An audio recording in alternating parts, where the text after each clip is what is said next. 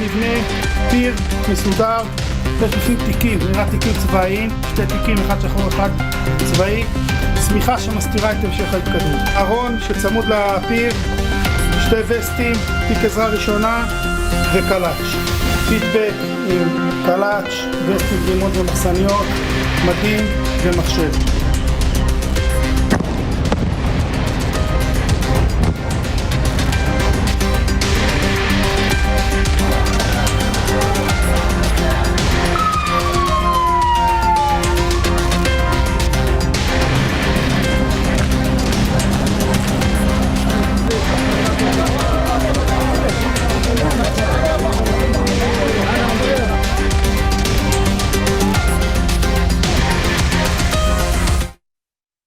Anda masih di Breaking News pemirsa, hingga kini kondisi di Selat Hormuz masih panas. Iran membantah adanya kesepakatan untuk membuka kembali jalur perdagangan strategis tersebut. Saat ini kapal-kapal masih mengantre untuk bisa melintasi Selat Hormuz. Kantor berita Fars Iran mengutip beberapa sumber yang membantah adanya kesepakatan untuk membuka kembali jalur strategis ini. Iran pastikan kondisi ini tidak berubah. Sumber militer Iran mengatakan bahwa jalur air akan tetap ditutup selama tindakan dan provokasi yang dilakukan oleh Amerika Serikat. Kapal hanya diizinkan melewati rute yang ditentukan oleh Angkatan Laut Iran dengan izin. Rute lain dipastikan tidak aman. Presiden Amerika Serikat Donald Trump mengatakan telah menghentikan serangan yang direncanakan terhadap Iran. Tidak hanya itu, Teheran dan negara-negara Timur Tengah lainnya telah meminta waktu untuk mencapai kesepakatan.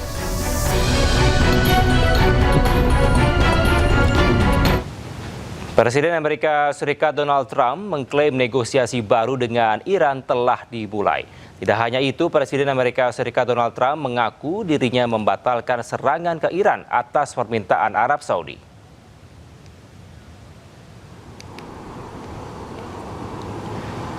Presiden Amerika Serikat Donald Trump menyebut langkah negosiasi diambil atas dorongan negara-negara tetangga Iran, salah satunya Arab Saudi.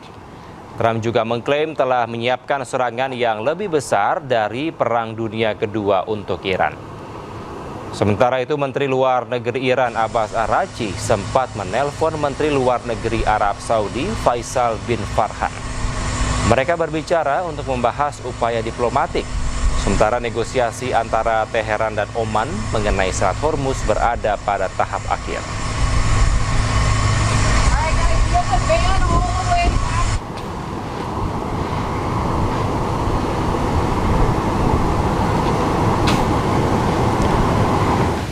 Presiden Amerika Serikat Donald Trump kembali menekan Iran. Trump menyebut akan memberikan kesempatan kepada Iran untuk negosiasi sebelum menyerang habis-habisan. We're going to maybe get something, but I want to give them every last chance before decapitation. It's very tough to do what we have planned, still planned. We'll see what happens, but it's a very, very tough thing to do. I think I'm very proud of the fact that I'll give people a chance. This is a big move. To do an attack that big on a country, I'd rather not do it. Now, we've already, through lots of large attacks, but they were normal large. Hopefully they'll come to their senses, because what happened cannot have a nuclear weapon, but hopefully they'll come to their senses. So they called me. And they said, please don't attack, we'll make a deal. That's the real truth. And everyone knows it. And who wouldn't call? And they found out through leaks and sleazebags, a lot of sleazebags, leakers. Leakers should be put in jail. They have to strengthen up the laws for leakers. But in this case, leakers helped, because they said the severity of the attack. And Iran knew it. They knew what was coming. It was going to come last night, and it would have gone on for a long time, and there'd be essentially very little left. There'd be nothing left. And if I'm given a chance to let a lot of people live, I want to. Sementara juru bicara Kementerian Luar Negeri Iran, Ismail Baghei, membantah sedang bernegosiasi dengan Amerika Serikat. Baghei menyebut saat ini fokus negosiasi dengan Oman untuk mencapai kesepahaman tentang rute jalur aman bagi kapal-kapal melalui Selat Hormuz. ما الان مذاکره‌ای با آمریکا نداریم.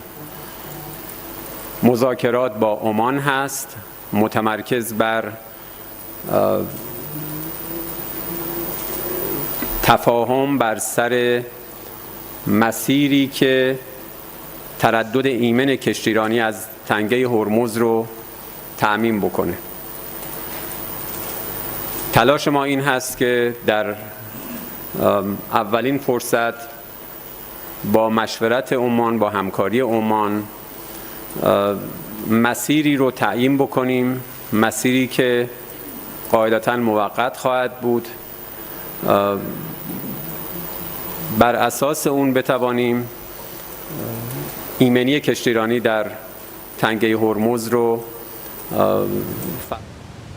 Dan untuk membahasnya pemirsa sudah bergabung bersama kami pengamat Timur Tengah Hasibullah Satrawi. Assalamualaikum, selamat pagi Pak Satrawi. Waalaikumsalam, selamat pagi Mas Kevin. Pak, ini Iran membantah akan negosiasi dengan Amerika Serikat. Apakah itu artinya perdamaian Amerika Serikat dengan Iran tertutup? Ya, saya rasa memang pernyataan-pernyataan yang bertentangan di antara Amerika dengan Iran ini menjadi perkembangan yang terbaru, terutama terkait dengan upaya mediasi yang kalau merujuk kepada pernyataan Trump bahwa itu clear disampaikan hari Senin atau tanggal 3 Agustus akan dimulai perundingan. Tapi ternyata kalau kita ikutin di lapangan yang terjadi adalah justru yang disampaikan oleh pihak Iran bahwa memang tidak ada perundingan apapun, terutama di antara Amerika dengan Iran. Kalaupun ada perundingan, maka itu adalah perundingan yang terkait dengan jalur perlintasan baru di antara Iran dengan Oman, yang itu dikatakan hampir mencapai final. Tapi pihak Iran juga buru-buru menegaskan bahwa itu tidak terkait dengan katakanlah perundingan dengan Amerika. Ini kalau bagi saya Mas Kevin semakin menebalkan apa yang selama ini telah diperlihatkan oleh Presiden Trump dan sekutu-sekutunya Amerika secara umum tentang katakanlah politik yang mungkin tidak kredibel, kebijakan yang dianggap tidak kredibel. Karena berbagai macam pernyataan yang disampaikan lalu kemudian tidak sesuai dengan kenyataan. Tentu banyak hal kemungkinannya. Bisa jadi memang klaimnya Amerika atau Trump awalnya benar bahwa memang ada pejabat pihak Iran yang menyepakati untuk sebuah perundingan, tapi sebagai sebuah taktik lalu kemudian diingkari di akhir waktu misalkan. Atau mungkin bisa jadi memang tidak terjadi komitmen apapun. Jadi ini adalah pernyataan katakanlah dari pihak Presiden Trump lalu kemudian menjadi alasan untuk mendeeskalasi situasi yang ada. Atau bisa jadi orang-orang di sekitar Presiden Trump yang katakanlah mungkin memberikan bahasa yang terlalu optimistis dari perkembangan-perkembangan yang ada di lapangan. Tapi yang ingin saya sampaikan, walaupun selama ini Presiden Trump atau Amerika di bawah Presiden Trump, selama ini saya menggunakan istilah yang netral, cenderung tampil dengan nilai-nilai di luar mainstream, yaitu kalau biasanya kredibilitas diperhitungkan, lalu kemudian ketepatan itu akurasi diperhatikan, lalu kemudian belakangan Presiden Trump tampil dengan pernyataan-pernyataan yang tidak kredibel, tidak konsisten. Sekali lagi saya menyebutnya dengan istilah tampilan di luar mainstream. Maka ini menurut saya memang menimbulkan efek negatif bagi dunia yang masih memerhatikan aspek-aspek integritas, aspek kredibilitas dan konsistensi. Walaupun mungkin sebagai sebuah strategi ini bisa menimbulkan sebuah kerumitan tersendiri terutama bagi Iran dan proksi-proksinya itu harus mengambil langkah yang mana. Misalkan kalau saya amati sekarang, walaupun memang katakanlah tidak terjadi perundingan langsung di antara Iran dengan Amerika, tapi Iran sendiri juga mengakui bahwa ada perundingan dengan Oman yang itu bagian daripada persoalan utama, yaitu terkait dengan pelayaran yang normal, yang katakanlah bebas pungutan di Selat Hormuz. Nah, yang menarik juga menurut saya adalah sikap daripada mediator yang dikatakan oleh Presiden Trump mereka minta untuk menunda serangan, tapi justru saya lihat di lapangan justru mediatornya kayak semacam apa namanya, bukan enggan tapi tidak sekuat, sesemangat waktu-waktu sebelumnya.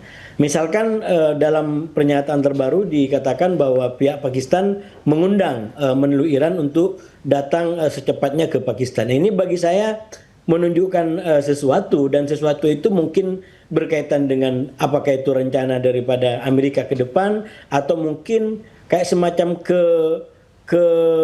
kecapean tersendiri dari pihak mediator mengikuti cara berunding, cara perang yang dilakukan oleh kedua belah pihak yang akhirnya menurut saya larut di dalam tampilan yang yang tidak konsisten tadi gitu. Karena walaupun ada kesepahaman, toh tidak ada yang menghargai kesepahaman itu, dan dua belah pihak sama-sama melakukan apa yang disebut sebagai pelanggaran, minimal menurut tuduhan masing-masing. Ya, ini menarik seperti yang Anda sampaikan bahwa pernyataan politik tidak kredibel dari Amerika Serikat. Tapi sebenarnya meskipun negosiasi kemungkinan tidak terjadi, apa dampaknya terhadap sekutu dari Iran di kawasan, Pak Satrawi? Ya, itu yang saya bilang tadi, secara nilai mungkin itu nilai-nilai yang kita anut selama ini tentang konsistensi, tentang kredibilitas, integritas gitu ya. Itu mungkin cenderung negatif dari pihak Trump. Tapi sebagai sebuah strategi, menurut saya itu menimbulkan sebuah kerumitan tersendiri, karena lalu Iran dan proksi-proksinya harus membaca benar-benar jeli yang mana kira-kira akan diambil oleh Trump. Ibarat film katakanlah Hollywood tentang bagaimana mau menetralisir bom, apakah kabel-kabel yang warna apa yang mau diputus terlebih dahulu, karena ini sekali lagi berkejaran dengan waktu, berkejaran dengan zaman yang ada gitu. Jadi ini menurut saya menimbulkan kerumitan, walaupun sejauh ini menurut saya Iran dan proksinya berhasil mengimbangi katakanlah sinyal-sinyal yang saling tumpang tindih yang sengaja menurut saya diberikan oleh Trump dan Gedung Putih. Pak, lalu bagaimana dengan ancaman Amerika Serikat yang akan menyerang Iran lebih besar dari Perang Dunia Kedua? Ya, itu yang saya bilang tadi, bagian daripada kerumitan yang harus dihadapi, harus disikapi oleh Iran. Karena kalau dia salah menyikapinya, bukan tidak mungkin lalu kemudian timbul serangan besar-besaran yang katakanlah lebih besar daripada Perang Dunia Kedua. Saya di situ satu yang ingin saya sampaikan bahwa mungkin Presiden Trump atau bahkan Israel masih berpikir bahwa Iran mungkin kurang tersakiti dalam tanda kutip ya sejauh ini, sehingga dia masih menggunakan nada ancaman untuk metode-metode menyakiti kepada Iran untuk bisa mendapat apa yang dia mau dari Iran. Padahal kalau kita ikutin dari perang 40 hari yang dilakukan, bahkan 13 hari yang terakhir, menurut saya Iran sangat terluka dengan semua itu. Nggak mungkin kita katakan Iran tidak apa-apa. Pasti sangat terluka. Paling tidak presiden tertingginya atau pemimpin tertingginya sampai meninggal seperti itu, saya yakin tidak ada negeri manapun yang sengaja merelakan pemimpin tertingginya menjadi korban dari sebuah peperangan. Yang ingin saya katakan, Iran sudah sangat-sangat menderita, sudah sangat tersakiti dengan semua ini. Nah, soalannya Amerika mungkin masih menganggap hanya karena Iran masih melawan, itu kemudian dianggap bahwa dia masih kurang disakiti. Nah, ini yang menurut saya bisa memicu perang lebih besar, karena walaupun Iran melawan, sekali lagi jangan dianggap dia tidak tersakiti. Nah, Iran justru sekarang berada pada fase pembalasan, pada fase untuk bagaimana menyakiti balik, membuat musuh-musuhnya merasakan apa yang dirasakan. Paling tidak itulah yang dilakukan melalui Hormuz misalkan, yang pada nilai tertentu saya juga memberikan kritik karena dia menggunakan katakanlah pembalasan ketidakadilan dengan ketidakadilan yang sama. Amerika melakukan ketidakadilan kepada Iran dengan berbagai macam kebijakan, maka Iran melalui Hormuz itu mencoba untuk kemudian menggunakan ketidakadilan yang sama untuk membuat Amerika atau bahkan warga dunia merasakan juga seperti yang dirasakan oleh Iran. Ini yang dalam beberapa kesempatan, walaupun kita memahami sikap Iran, bahkan saya membela dalam konteks bagaimana Iran diserang ya, tapi dalam konteks dia menggunakan politik ketidakadilan lalu kemudian menyakiti dalam tanda kutip warga dunia yang tidak ada kaitan dengan yang dilakukan oleh Amerika, itu secara nilai menurut saya Iran juga problematik di situ. Karena itu saya menyampaikan ketika perang di bab kedua ini menjadi perang Hormuz, itu bagi saya menjadi kritik yang setara kedua belah pihak. Ini kayak semacam pertarungan dua belah pihak yang sudah sama-sama tidak menghargai kemaslahatan lebih banyak orang. Jadi seakan-akan satu orang turut serta di dalam katakanlah ketidakadilan yang sama. Menurut saya terlalu banyak orang dan negara di dunia ini yang kritis kepada Amerika yang melakukan ketidakadilan, dan menurut saya mereka tidak selayaknya juga diperlakukan atau mengalami dampak daripada peperangan yang terjadi di Hormuz saat ini. Ya, tentu eskalasi perang ini tidak ingin kita harapkan terjadi, Pak Satrawi, tapi ada informasi bahwa Arab Saudi meminta Amerika Serikat untuk berhenti menyerang Iran. Sejauh mana menurut Anda ini bisa mempengaruhi sikap Amerika Serikat? Ya, kalau ditanya sejauh mana berpengaruh, kalau benar itu memang dari Arab Saudi, menurut saya sudah berpengaruh. Karena kenyataannya rencana perang yang dikatakan atau rencana serangan yang sangat besar tadi, kenyataannya ditunda dan alasannya adalah permintaan dari sekutu-sekutu Amerika di kawasan. Yang disebutkan salah satunya adalah Arab Saudi. Tapi sekali lagi secara politik saya agak ragu dengan kebenaran itu. Kenapa? Karena kita lihat di lapangan justru Arab Saudi mengambil singkang eskalasi yang cukup besar menurut saya. Minimal dengan ikut menyerang Houthi, minimal dengan ikut menyerang milisi-milisi di Irak yang pro-Iran.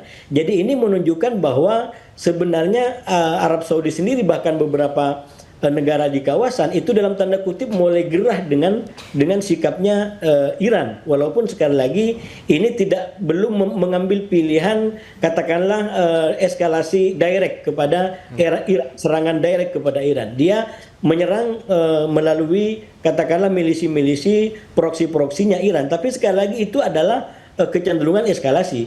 Kalau kemudian dikatakan bahwa mereka minta untuk kemudian agar tidak terjadi eskalasi, saya terus terang secara politik ini tumpang tindih di antara yang di lapangan dengan apa yang dinyatakan di level kebijakan. Karena yang terjadi di lapangan menurut saya justru mengarah kepada eskalasi, termasuk dari negara-negara Arab Teluk seperti Arab Saudi. Walaupun sisi lain yang selalu ingin sampaikan, Mas, bahwa Arab Teluk sekarang itu bahkan dalam berhadapan dengan perang ini pun itu saya menduga tidak akan sama sikapnya. Karena ada kayak semacam kontestasi internal untuk siapa yang lebih dominan, siapa yang lebih menjadi pemimpin di kawasan. Dan saya menduga bahkan di dalam keputusan terkait apakah deeskalasi atau bahkan menghadapi Iran, kontestasi itu atau persaingan internal itu langsung atau tidak masih bisa kita lihat bareng-bareng. Sederhananya, apakah memang komunikasi yang dilakukan antara Arab Saudi dan Amerika Serikat sebenarnya tidak ada menurut Anda, mengingat masih terjadi eskalasi perang yang cukup signifikan di lapangan? Terus terang di dalam pola komunikasi yang disampaikan oleh Presiden Trump yang tidak selalu konsisten selama ini, saya juga tidak terlalu memastikan bahwa ini adalah benar menyatakan atau tidak. Tapi yang harus kita perhatikan adalah bahwa pernyataan-pernyataan itu banyak yang bersifat inkonsisten dan tidak sesuai dengan apa yang terjadi di lapangan. Apa yang benar-benar terjadi menurut saya itu urusan Presiden Trump, tapi yang menurut saya penting kita perhatikan bareng-bareng justru bagaimana yang akan terjadi agar kita dunia ini juga tidak terlalu terdampak daripada perang yang terjadi. Dan dalam konteks itu barangkali kita bisa memberikan kayak semacam analisis ini kurang lebih akan kemana, terutama untuk kepentingan kebijakan. Yang kalau kita baca perkembangan hari ini, katakanlah di hari ke-25 di perang bab 2 ini, menurut saya kemungkinan eskalasinya masih cukup tinggi di dalam beberapa hari ke depan, dan belum ada tanda-tanda bahwa ini akan segera menemukan konklusinya, walaupun sebenarnya kunci-kunci sudah disampaikan, Mas. Jadi misalkan ketika Iran menyatakan bahwa tidak ada perundingan langsung dengan Amerika, kurang lebih pada waktu yang bersamaan ada pernyataan bahwa Hormuz tidak akan pernah dibuka selama katakanlah blokade Amerika terhadap perairan Iran belum dibuka. Jadi artinya satu, saya menduga dari sisi Iran memang Iran sengaja menggunakan taktik seperti ini untuk mendiskreditkan atau membuat tampilannya Presiden Trump tidak baik di mata dunia karena inkonsisten tadi. Dan yang kedua, saya melihat dari sisi Iran, sebenarnya Iran juga pengen adanya sebuah kesepakatan. Cuman kesepakatan sekali lagi kalau dalam bahasa mereka yang tidak merugikan kepentingan nasional mereka. Karena itu pernyataan bahwa Hormuz tidak akan dibuka kecuali kalau blokade dibuka, itu bagi saya adalah harga. Itu adalah sinyalemen yang sengaja dikirim oleh Iran. Kalau memang ini betul-betul mau menuju perundingan, maka buka dulu blokadenya, lalu kemudian katakanlah kita selesaikan soal Hormuz, dan seperti disampaikan oleh Presiden Masoud Pezeshkian, itu bisa kembali kepada kesepahaman yang telah ditandatangani oleh pihak Amerika dan Iran. Baik. Terima kasih atas insight Anda, Pak Hasibullah Satrawi, pengamat Timur Tengah, telah bergabung bersama kami di Breaking News iNews TV. Salam sehat selalu, Pak Satrawi. Terima kasih. Pemirsa, kami akan segera kembali. Tetaplah di Breaking News.